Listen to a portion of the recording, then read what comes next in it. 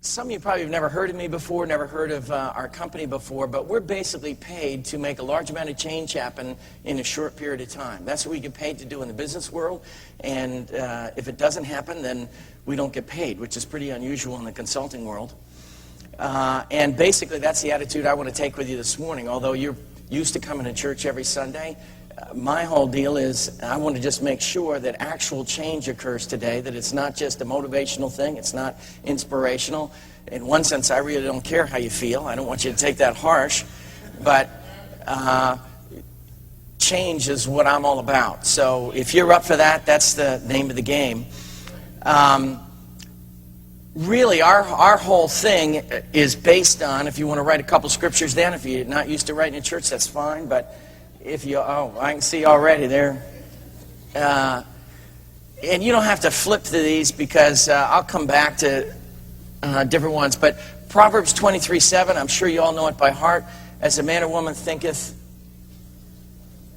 in their heart, so are they. It's not what you know in your head. You can know a lot of things in your head, and you can't produce.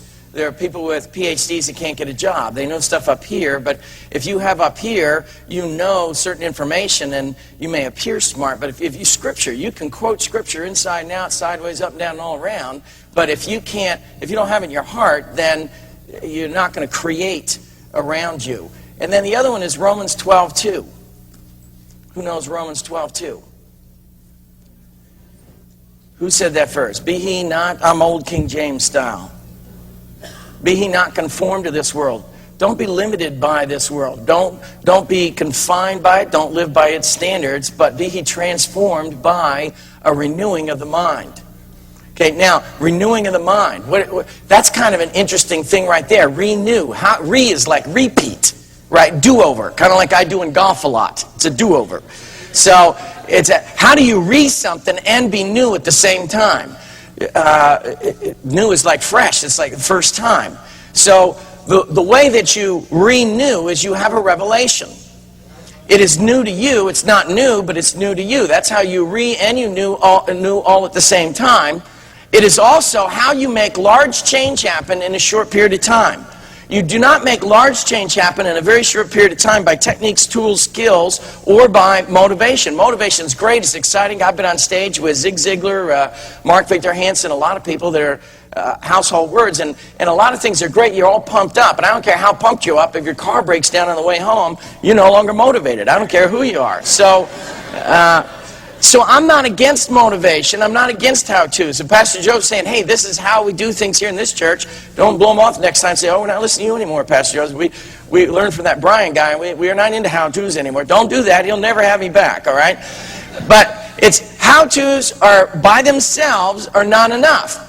I mean, if how-tos were it, all we'd have to do is say, hey, this is how I pray. You pray the same way. And bingo, everybody'd be making everything happen in life.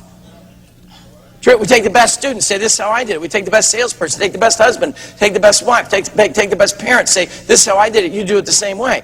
The problem with how-tos is, this is going to shock some of you. People don't do what they're told. Is that not shocking? How many of you have children? All right, then I have three. We have a 26-year-old, 24-year-old, and an 18-year-old. I think she's 26. And, yeah, it'd be nice, but people just don't. So, revelation is the key to making large change happen in a short period of time. And I want to do it this way for you. These are kind of what we're known for. Aren't these cool?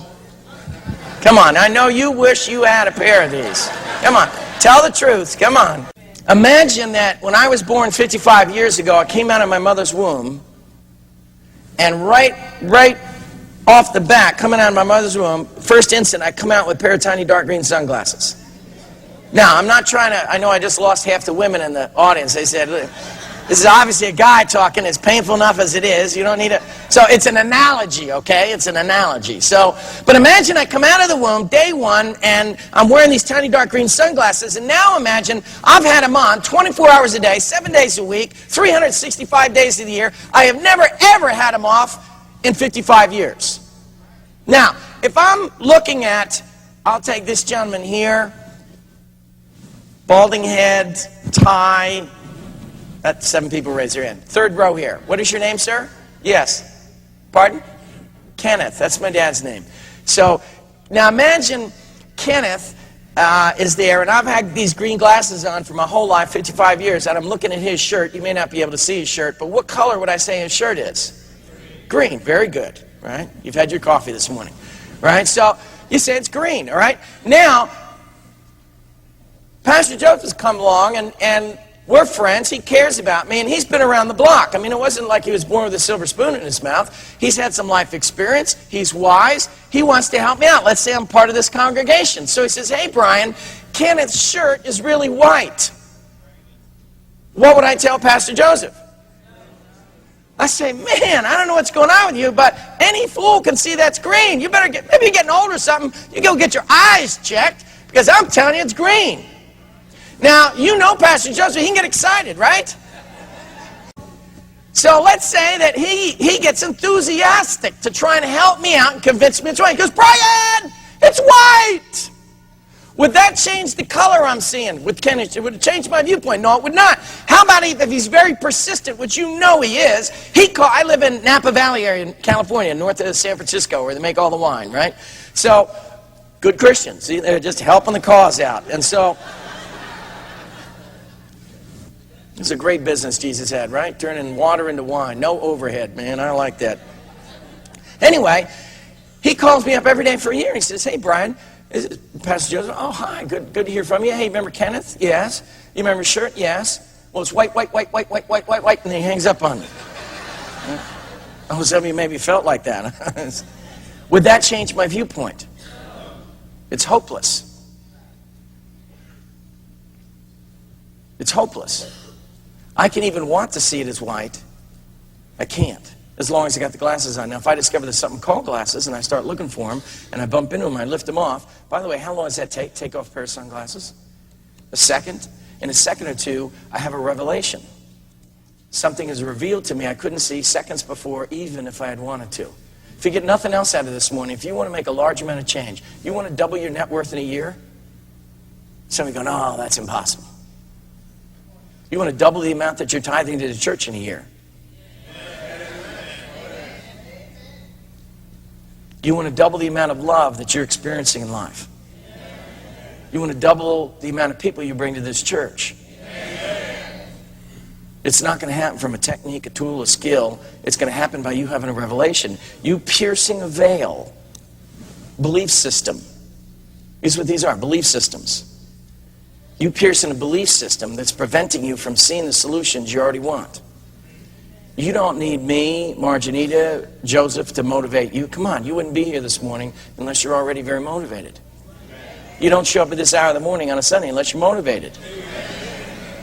But you may need some assistance, some support in looking for the sunglasses, belief systems that are preventing you from seeing the things you already want. In a sense, that's part of what we do in our leadership seminars. We do a whole weekend, people exploring, because you have thousands of belief systems you don't even know you have on. You're totally blind to them. I could do a whole day on nothing but your belief systems around money. There are many people in our faith that have a belief you can't be spiritual and have money. That'll trip them up. You have belief systems around commitment. You have belief systems around responsibility. People come to church and they think, oh, Pastor Joseph, he's the senior pastor, so it's his job to build a church. Or you think responsibility is a weight, a burden, an obligation, a duty, so you avoid responsibility. You have belief systems around who you think you are. You got all kinds of beliefs, and so do I, and I've been working at it for 30 years.